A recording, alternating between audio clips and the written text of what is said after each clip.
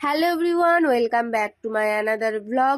তো সকালবেলা উঠে অবস্থাটা ঠিক আমার এরকমই হয়েছিল, শুধুমাত্র এই জিনিসগুলো দেখে।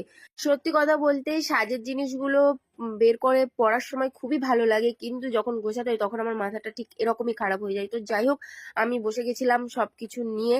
তো এইগুলো রোজকার যেগুলো আমরা ইউজ করে থাকি মোটামুটি, তো সেই বক্সটাই গোছাচ্ছিলাম। তো দেখো, অলরেডি আমার এটা গোছানো হয়ে গেছে।